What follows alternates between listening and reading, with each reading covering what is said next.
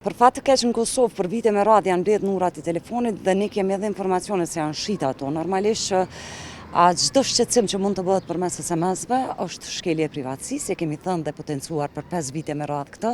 Ju bëjmë thirrje të gjithë qytetarëve të Kosovës, të cilët marrin mesazhe të padëshiruara, të cilët nuk kanë dhënë pëlqimin paraprak për t'i dërguar mesazhe të tilla, që t'i lajmërojnë Agjencisë për Informim e Privatësi.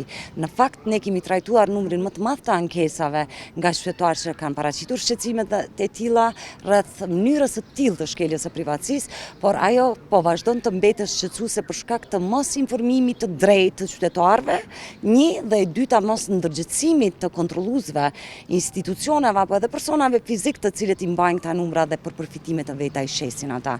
Por bara mbie tek kontrolluesit, tek ata që i dërgojnë SMS-at dhe në raste të tilla ne edhe kemi gjobitur kompani private të cilat kanë bërë shkelje të tilla, nga se e drejta për të marrë një SMS ose për të dërguar në këtë rast një SMS është vetëm atëherë kur qytetari paraprakisht me shkrim ka dhënë pëlqimin e tillë.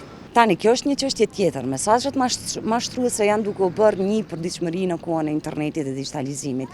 Gjithsesi, edhe vetë institucionet të cilat ju keq përdoret logoja, emri, duhet të veprojnë. Ne disa herë kemi bërë thirrje për qytetarët që të kenë kujdes të mos i japin të dhënat e tyre në këto SMS që edhe në dukje janë falso, por të kenë kujdes dhe të njëjtat t'i raportojnë tek agjencia, por edhe në Policinë e Kosovës. Absolutisht kemi një bashkëpunim të jashtëzakonshëm me Policinë e Kosovës dhe kemi trajtuar raste të tilla bashkërisht.